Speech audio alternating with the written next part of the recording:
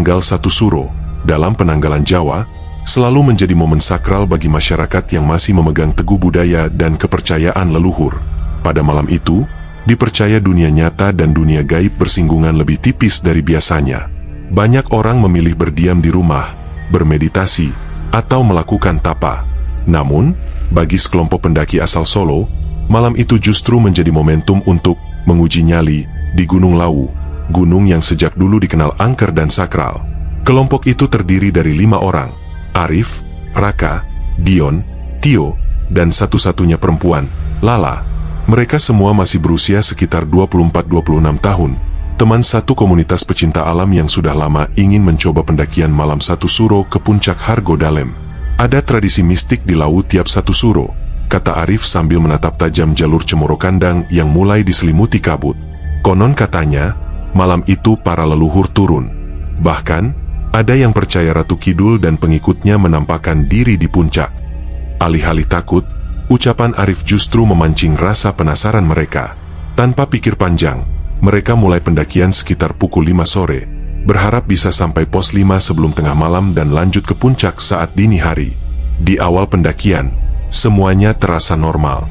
Angin dingin yang berhembus, suara burung malam, serta gemerisik dedaunan menemani langkah mereka. Sesekali mereka bercanda, tertawa, dan mengambil foto. Tapi sesampainya di pos 2, suasana mulai berubah. SSST, kalian denger nggak? Tanya Lala tiba-tiba, menghentikan langkahnya. Apa? Dion menoleh. Kayak ada suara gamelan dari atas. Semua terdiam. Perlahan, mereka pun mendengarnya. Suara gamelan Jawa mengalun lembut. Sayup-sayup seperti berasal dari arah puncak. Tapi tak ada satupun pendaki lain yang terlihat. Itu mungkin suara dari desa bawah yang terpantul, kata Raka, mencoba menenangkan. Tapi dari sorot matanya, dia sendiri tak yakin dengan alasan itu. Mereka melanjutkan perjalanan, tapi suasana jadi jauh lebih hening. Gamelan yang tadinya sayup mulai terdengar semakin jelas. Bahkan terasa seperti mereka sedang berjalan ke arahnya. Tapi tidak ada tanda-tanda keberadaan manusia lain. Tidak ada lampu senter lain. Tidak ada suara kaki mendaki. Hanya mereka dan gamelan itu. Ketika mencapai pos 3, kabut makin tebal. Suara gamelan berhenti tiba-tiba. Sunyi. Angin mendadak berhenti berhembus. Seolah seluruh alam menahan napas. Tio yang sejak tadi paling pendiam, tiba-tiba muntah di pinggir jalur. Tubuhnya gemetar. Aku kayak lihat bayangan hitam tadi. Jalan ngelewatin kita, katanya dengan suara pelan. Arif langsung menyalakan headlamp dan menyorot ke arah sekeliling. Tak ada siapapun, tapi dedaunan di kanan jalur masih bergerak seperti baru saja ada yang lewat. Kayaknya kita harus istirahat dulu, ucap Lala. Suaranya bergetar. Mereka pun mendirikan tenda darurat tak jauh dari pos 3. Tapi malam itu, tak ada satupun yang benar-benar bisa tidur. Suara aneh terus berdengung dari kejauhan. Kadang terdengar seperti gamelan, kadang seperti tangisan perempuan. Dion yang iseng menyalakan voice recorder di ponselnya, kaget bukan main saat hasil rekamannya menunjukkan suara yang tidak pernah mereka dengar langsung. Suara ne podo teka. Suara berat dan dalam, seperti berasal dari perut bumi. Tapi tak ada yang bicara malam itu. Pagi menjelang, mereka lanjutkan perjalanan. Tapi mulai dari sini, satu persatu dari mereka mengalami kejadian aneh. Raka merasa ranselnya makin berat meski isinya tak berubah. Tio terus-menerus melihat sosok bayangan di antara pepohonan. Sementara Lala, sejak pagi, mulai terlihat pucat dan linglung. Aku mimpi, katanya. Di mimpi itu, ada perempuan pakai kemben putih, duduk di batu besar dan bilang, "Kamu tamu, harus tahu aturan." Tak ada yang bisa menjelaskan mimpi Lala. Tapi kejadian aneh terus berlanjut. Jalur yang seharusnya biasa mereka lewati mulai terasa asing. Beberapa tanda jalur hilang. Seperti mereka berjalan memutar-mutar di tempat yang sama. Arif mengambil alih peta dan GPS, tapi sinyal hilang total. Jam menunjukkan pukul 10 pagi. Namun sinar matahari seperti tertutup kabut tebal. Pohon-pohon di sekitar mereka pun terlihat tak wajar, seperti lebih besar, lebih tua, dan mengawasi. Ini bukan jalur biasa, gumam Arif. Apa kita masuk pasar setan? bisik Dion. Kata-kata Dion menampar mereka semua. Pasar setan, fenomena yang sering diceritakan oleh pendaki Gunung Lawu, tentang ruang lain yang hanya bisa dimasuki orang-orang tertentu, biasanya yang melanggar aturan atau datang tanpa izin. Tapi belum ada yang bisa memastikan, karena semua baru akan terungkap nanti malam. Malam 1 Suro belum selesai, dan Gunung Lawu belum memperlihatkan semuanya. Kabut semakin pekat ketika mereka meninggalkan pos 3 dan melanjutkan perjalanan menuju pos 4. Langit berwarna kelabu meskipun jam menunjukkan pukul 10 pagi. Lala, yang biasanya paling banyak bicara, hanya diam. Langkahnya gontai, dan pandangannya kosong seperti sedang berjalan dalam mimpi. Kalau keadaan begini terus, kita nggak akan sampai puncak, kata Raka sambil menatap layar GPS yang hanya menampilkan titik merah tak bergerak. GPS-nya error. Kompas juga muter-muter, tambah Arif. Wajahnya mulai terlihat panik. Lalu tiba-tiba, terdengar suara riuh seperti keramaian. Suara orang berbincang, tertawa kecil, anak-anak bermain, dan denting logam seperti suara uang koin dijatuhkan. Mereka semua saling pandang. Suara itu datang dari balik kabut, tak jauh dari mereka. Apa itu? Bisik Tio. Dion yang penasaran, tanpa pikir panjang melangkah lebih cepat ke arah suara itu. Kayak ada pasar di atas sana, katanya. Tapi langkahnya dihentikan Arif. Jangan asal jalan. Itu bisa jadi pasar setan. Mereka semua pernah mendengar cerita itu. Banyak pendaki yang mengaku melihat atau mendengar pasar di jalur Lawu, tapi ketika didekati, tak ada apa-apa. Jika seseorang mengikuti suara itu, mereka bisa tersesat, atau lebih parah, tidak pernah kembali. Namun Dion, yang selalu skeptis soal hal mistis, tetap nekat maju. Pasar apaan sih? Masa ia hantu dagang juga? Aku cuma mau lihat. Lala tiba-tiba menjerit, jatuh bersimpuh. Jangan ke sana. Aku lihat dia yang dimimpi. Semua menoleh. Lala menangis sambil menunjuk kabut. Ada perempuan itu, pakai kemben putih. Dia duduk di batu. Tapi sekarang dia berdiri. Dia ngelihatin kita. Seketika, udara berubah dingin. Bau kemenyan samar tercium. Dan entah dari mana asalnya, dedaunan kering mulai berjatuhan meski angin tak bertiup. Tio tiba-tiba menahan kepala. Sakit. Kepalaku sakit banget. Dia jatuh terduduk. Arif dan Raka langsung menghampiri, memegangi bahunya. Tubuh Tio bergetar. Matanya terpejam rapat. Lalu dia mulai menggumamkan sesuatu dengan suara berat, bukan suara Tio yang biasanya. Bocah-bocah edan, ora caluk izin, kowe mlebu tanahku, rasopan, ranyekar. Bocah-bocah gila, tidak minta izin, kalian masuk tanahku, tidak sopan, tidak ziarah. Lala kembali menangis dan membacakan ayat-ayat yang dia hafal. Tubuh Tio mendadak kaku, lalu roboh. Nafasnya tersengal-sengal. Setelah beberapa menit, dia kembali sadar, tapi wajahnya pucat seperti orang demam tinggi. Aku dibawa ke tempat kayak pasar, tapi semuanya pakai baju adat, dan mukanya kosong, matanya hitam semua, gumam Tio pelan. Tak ada yang berani bicara. Akhirnya mereka sepakat untuk turun saja. Tapi ketika mereka mencoba kembali ke jalur bawah, entah bagaimana, mereka selalu kembali ke titik yang sama. Batu besar berbentuk kepala ular yang mereka lihat setengah jam lalu kini muncul lagi di depan mereka. Kita muter di tempat yang sama, kata Arif lirih. Dion mulai panik. Dia melemparkan botol air ke pohon terdekat sambil berteriak. Ini nggak masuk akal. Kita dijebak. Gunung sialan. Tiba-tiba, dari kejauhan, terdengar suara gamelan lagi. Kali ini lebih keras, lebih jelas. Tapi yang paling membuat mereka merinding adalah suara-suara tawa yang mengikuti. Tawa perempuan, anak-anak, dan seseorang yang terdengar seperti menirukan tawa Dion dengan nada menghina. Malam mulai mendekat. Mereka terjebak di jalur yang tak lagi mereka kenali. Lala akhirnya bersuara. Kita harus cari tempat ziarah. Harus nyekar. Di atas, ada makam Eyang Suryo atau Eyang Abioso. Aku pernah dengar dari temanku.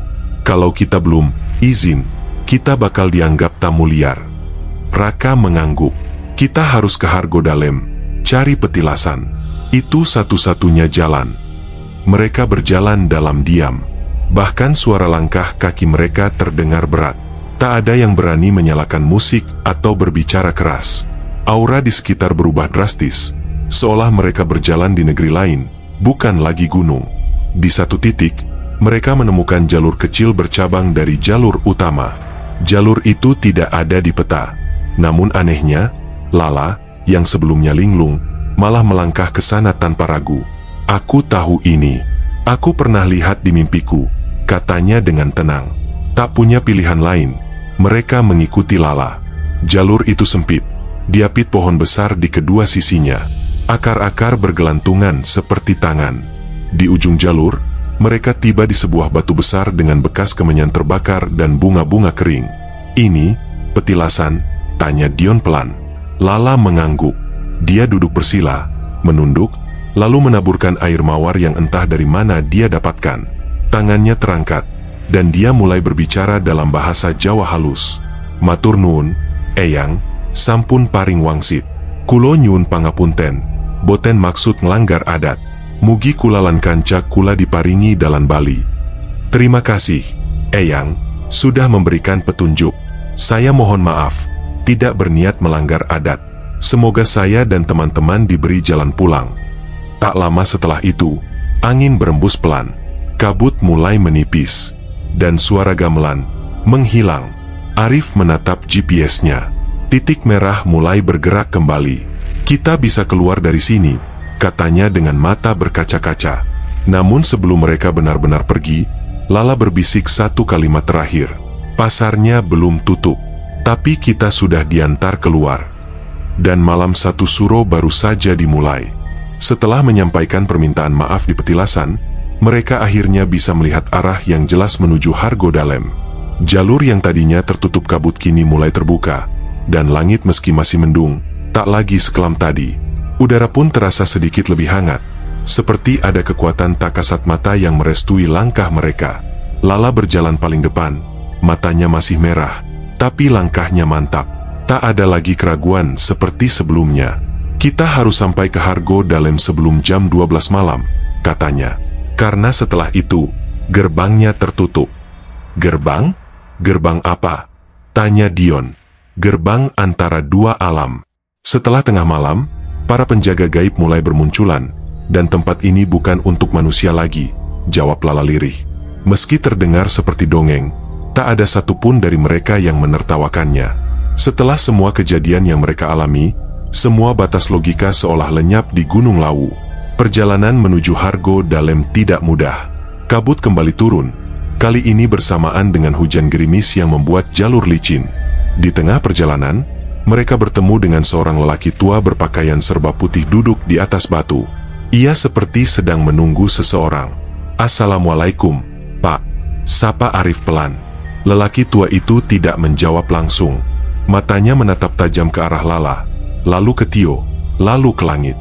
"Kenapa kalian kesini malam ini?" tanyanya. "Kami tersesat, Pak. Kami cuma ingin turun," jawab Dion. Orang tua itu mengangguk pelan, lalu mengambil segenggam bunga kering dari dalam kantung bajunya. Ia menyerahkannya pada Lala. "Letakkan bunga ini di batu Hargo Dalem.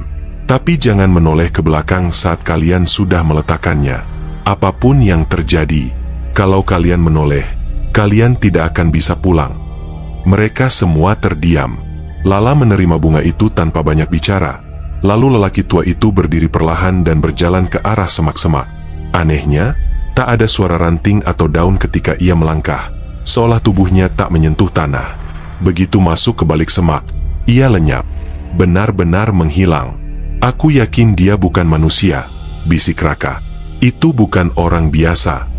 Perjalanan mereka lanjutkan. Sekitar pukul 10 malam, mereka tiba di Hargo Dalem. Sebuah area datar dengan batu besar dan tanda-tanda aktivitas ritual. Dupa, sesajen, bunga-bunga melati berserakan. Tanpa berkata-kata, Lala maju. Ia menunduk di depan batu besar yang diyakini sebagai tempat persemayaman Eyang Abioso, lalu meletakkan bunga pemberian lelaki tua tadi. Setelah itu, ia berdiri dan kembali ke arah teman-temannya, tanpa menoleh ke belakang. Tiba-tiba, terdengar suara langkah kaki dari balik pepohonan. Langkah itu berat, seperti menyeret sesuatu. Dion, tanpa sadar, menoleh ke belakang. "Dion!" teriak Arif. Tapi sudah terlambat. Mata Dion menatap kosong ke arah semak-semak. Tubuhnya kaku. Dari balik pohon, muncul sosok hitam tinggi besar. Wajahnya buram seperti ditutupi asap, dan matanya merah menyala. Sosok itu berdiri tepat di tempat Lala meletakkan bunga tadi. Seketika, angin kencang berembus, disertai aroma bunga menyengat dan bau daging terbakar. Suara gamelan kembali terdengar, tapi kali ini bukan melodi indah, melainkan nada-nada sumbang dan kacau, seperti musik yang dimainkan dalam kemarahan. "Jangan panik, pegang Dion, jangan biarkan dia pergi," teriak Arif. Tio dan Raka memegangi tubuh Dion yang mulai meronta. Ia berteriak, matanya melotot, mulutnya mengeluarkan busa. Suara yang keluar dari tenggorokannya bukan suara manusia, melainkan geraman rendah seperti binatang. Lala, dengan wajah penuh air mata, berdiri di tengah batu dan berteriak, "Eyang, aku mohon, jangan ambil dia. Kami tidak tahu aturannya." Tiba-tiba, suara gamelan berhenti. Sosok hitam itu lenyap dalam satu kedipan. Angin pun berhenti. Dion jatuh tak sadarkan diri. Lala memeluk tubuh Dion yang terkulai. Maaf, semua ini salahku. Aku yang ajak kalian naik malam ini," katanya lirih. Namun Arif menggenggam bahunya. "Kamu bukan salah satu. Kita semua punya pilihan. Dan kita semua lalai menghormati gunung ini." Tepat pukul 12 malam, suara seperti dentang lonceng terdengar dari kejauhan. Sekali, 2 kali, 3 kali, lalu sunyi. "Gerbang sudah tertutup," bisik Lala. Mereka menginap di Hargo dalam malam itu.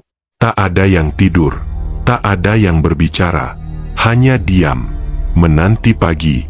Dan di tengah malam yang sepi itu, masing-masing dari mereka mendapatkan mimpi yang sama. Sosok perempuan berkemben putih duduk di atas singgasana batu, dikelilingi asap dan bunga, berkata satu kalimat yang tak akan pernah mereka lupakan. "Sekali kamu datang, bagian dari jiwamu akan tetap tinggal." Fajar mulai menyingsing di ufuk timur, tapi hawa dingin di Hargo dalam belum juga reda. Lala duduk sambil memeluk lututnya, matanya sembab. Raka dan Arif bergantian menjaga Dion yang masih terbaring. Nafasnya teratur, namun wajahnya pucat dan kadang matanya terbuka sedikit, menatap kosong ke langit seperti menonton sesuatu yang tak terlihat oleh manusia biasa. "Kalau kita mau selamat, kita harus turun sebelum matahari sepenuhnya muncul," ucap Lala lirih. "Maksudmu?" tanya Arif, lelah. "Pas tengah hari di satu suro, tempat ini bukan hanya milik manusia. Kita harus keluar dari jalur gaib sebelum siang. Kalau tidak, kita akan terperangkap di antara dua dunia." Tanpa membantah, mereka langsung bersiap. Tio memanggul Dion, meski tubuhnya sendiri sudah lunglai karena kelelahan. Jalur turun dari Hargo dalam menuju Cemoro Sewu bukan hal mudah, apalagi saat salah satu dari mereka dalam kondisi setengah sadar. Tapi anehnya, jalur turun terasa lebih cepat dari biasanya. Dalam waktu 2 jam, mereka sudah melewati pos 3. Namun justru keanehan demi keanehan mulai terjadi. Di jalur yang harusnya sempit dan penuh akar pohon, kini tampak seperti jalan datar berpasir, dihiasi rumput hijau dan bunga warna-warni. Terlalu indah, dan terlalu sunyi. "Ini bukan jalur yang tadi," gumam Raka. Lala menghentikan langkahnya. "Berhenti, jangan melangkah lagi." "Ada apa?" tanya Tio. Lala menunjuk sekeliling. "Lihat, tidak ada burung, tidak ada serangga. Bahkan jejak kaki kita pun tak ada." Mereka semua menunduk. Benar, tanah di bawah kaki mereka bersih seperti belum pernah dilalui siapapun.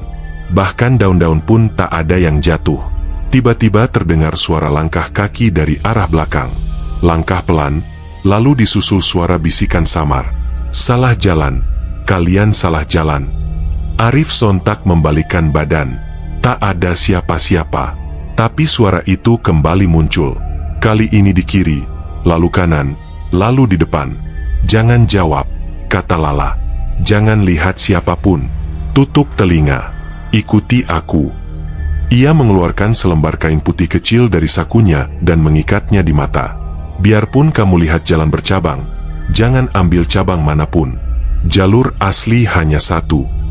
Arif, Tio, dan Raka mengikutinya, mencoba menahan rasa takut. Dion mulai mengigau dalam bahasa Jawa kuno, kata-kata yang mereka tak mengerti. Namun tiap kali ia bicara, angin berdesir seperti merespon ucapannya. Mereka sampai di sebuah titik di mana jalur bercabang 3. Yang satu ke kiri, dengan pohon besar berlumut. Yang satu lurus, tampak biasa saja. Dan satu lagi ke kanan, menuju celah sempit dengan cahaya keemasan seperti matahari terbit. Yang mana, lah? Tanya Raka. Kita nggak bisa salah lagi. Lala memejamkan mata, lalu menggigit bibirnya. Yang lurus. Jangan tergoda cahaya. Itu bukan cahaya matahari. Raka sempat ingin protes, tapi melihat Dion tiba-tiba menggigil hebat, dia diam. Mereka berjalan lurus melewati jalur gelap yang menurun tajam. Langkah demi langkah, udara di sekitar mulai kembali normal. Terdengar suara burung. Udara mengandung bau tanah yang khas. Jejak kaki mereka mulai terlihat. Namun sebelum mereka bisa bernapas lega, Dion menjerit histeris. Tubuhnya meronta, dan dari dalam mulutnya keluar suara perempuan. Kalian pikir sudah bisa meninggalkan kami? Belum saatnya. Dion terangkat dari tanah, tubuhnya melayang 1 meter di udara. Matanya membuka, semuanya putih. Darah keluar dari hidungnya. Lala spontan maju dan memeluk tubuh Dion sambil menangis. Kalau aku yang mereka mau, ambil aku saja, jangan Dion. Seketika tubuh Dion jatuh dan tenang. Tapi mata Lala kini kosong. Ia terdiam, mematung. Tio mendekatinya. La, kamu nggak apa-apa. Lala tersenyum, tapi bukan senyum biasa. Senyumnya kaku, matanya tajam. Aku baik-baik saja. Ayo lanjut.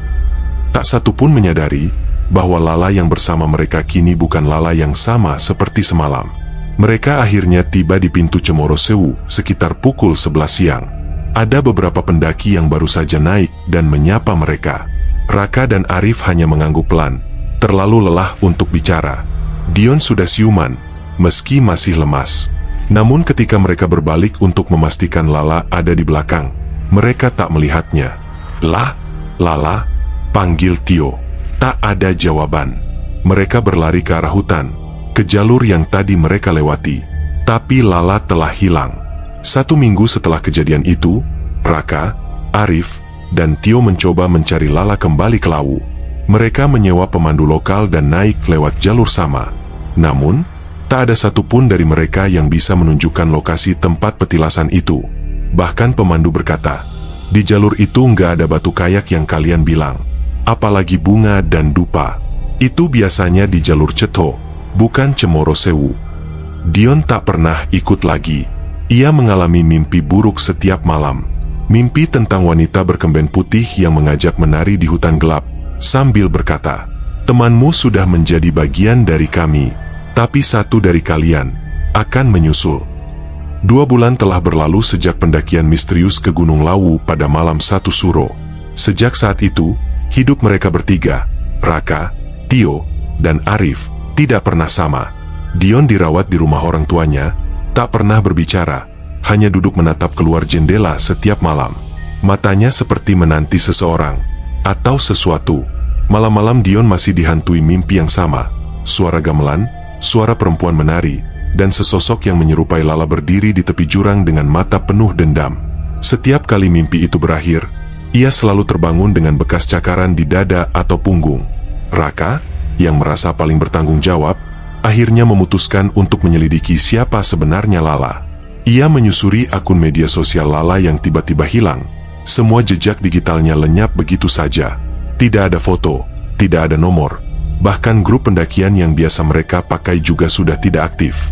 Ia kemudian mendatangi basecamp pendakian di Cemoro Sewu, berharap menemukan data Lala saat mereka registrasi. Tapi di logbook, hanya tercatat 4 nama, Raka, Arif, Tio, dan Dion. Tidak ada nama Lala sama sekali. Itu tidak mungkin, ujar Raka pada petugas jaga. Kami berlima waktu itu. Lala ikut daftar. Petugas basecamp hanya menggeleng. Mas, saya sendiri yang jaga malam itu. Yang daftar cuma 4 orang. Dan nggak ada cewek. Rasa penasaran membawanya ke desa Ceto.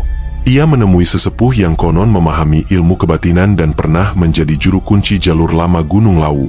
Namanya Mbah Wiryo. Begitu Raka menceritakan semua kejadian, Mbah Wiryo terdiam lama. Wajahnya berubah pucat. Lalu ia mengeluarkan lembaran foto usang dari dalam kotak kayu. "Kamu lihat gadis ini." Raka menatap foto itu. Gadis berkebaya. Wajahnya sangat mirip Lala. Tapi foto itu tua, hitam putih, seperti dari era 50-an. "Ya, ini Lala." Mbah Wiryo menutup foto itu pelan. Namanya bukan Lala. Ia dipanggil Nyai Larasati, pendaki perempuan pertama yang hilang di Lawu pada malam 1 Suro, tahun 1953. Tubuhnya tidak pernah ditemukan, hanya kerudungnya yang tergantung di pohon besar dekat Hargodalem. Raka terpaku. Sejak saat itu, lanjut Mbah Wiryo, tiap malam 1 Suro, selalu ada pendaki yang mengaku ditemani perempuan. Kadang jadi teman ngobrol, kadang jadi penunjuk jalan. Tapi ujung-ujungnya, salah satu dari mereka tidak kembali. Lalu kenapa kami masih bisa hidup? Kalian membawa bunga persembahan dari penjaga jalur. Itu penyelamat. Tapi tetap saja, salah satu dari kalian harus membayar. Raka menunduk, menggenggam lutut. Tapi Lala, maksud saya, Nyai Larasati, dia baik pada kami. Jangan tertipu oleh wajah dan kelembutan. Ia sudah bukan manusia lagi. Wujudnya dipinjamkan untuk menyeimbangkan antara alam gaib dan manusia. Tapi setiap tahun, dia menagih jiwa. Dion akhirnya meninggal dunia 5 bulan setelah kejadian. Ia ditemukan meninggal di kamar dengan posisi duduk bersila, mata terbuka lebar, dan senyum di wajahnya. Di tangannya tergenggam secari kertas bertuliskan aksara Jawa kuno. Polisi tak menemukan tanda-tanda kekerasan. Tapi yang membuat bulu kuduk merinding adalah fakta bahwa tubuh Dion tidak membusuk. Bahkan setelah 2 hari, wajahnya tampak tenang dan damai. Raka memutuskan untuk kembali ke Lawu sendiri. Kali ini, ia membawa bunga 7 rupa dan dupa. Ia ingin mengembalikan sesuatu yang ia rasa belum selesai. Ia naik malam hari, tepat 1 Suro tahun berikutnya, sendirian, melalui jalur yang ia yakini telah membawanya ke tempat pertemuan dengan Lala dulu. Namun Raka tak pernah turun. Tim SAR hanya menemukan barang-barangnya di Hargodalem, sebuah foto Dion, 1 kotak dupa yang belum terbakar, dan batu yang disusun melingkar dengan bunga 7 rupa di tengahnya. Arif dan Tio memilih hidup menjauh dari gunung. Mereka bersepakat untuk tak pernah lagi mendaki. Tapi setiap malam 1 Suro, mereka saling menghubungi, memastikan satu sama lain masih hidup. Suatu malam, saat Tio hendak menutup jendela kamarnya, ia melihat sosok perempuan berdiri di pekarangan rumahnya. Perempuan itu berkebaya putih, rambut panjang, dan wajah yang sangat dikenalnya. Lala. Tapi mata Lala kini hitam seluruhnya, dan bibirnya tersenyum aneh. Ia mengangkat tangannya, melambaikan salam pelan. Tio menutup jendela dan berdoa sepanjang malam. Penutup. Gunung Lawu bukan sekadar gunung. Ia adalah gerbang. Dan malam 1 Suro adalah waktu di mana tirai antara dunia manusia dan dunia gaib menipis. Banyak pendaki yang pulang membawa cerita mistis, tapi hanya sedikit yang sadar bahwa mereka mungkin tak benar-benar pulang dengan utuh. Lala, atau Nyai Larasati, masih ada di sana, menanti, mencari jiwa baru, karena sebagian dari Lawu tidak ingin dikenang. Ia ingin dikenali, dihormati, ditakuti, dan setiap malam 1 Suro, 1 jiwa akan kembali menyatu dengan tanahnya. 1 pendaki hilang bukan karena salah jalan, tapi karena dia dipanggil.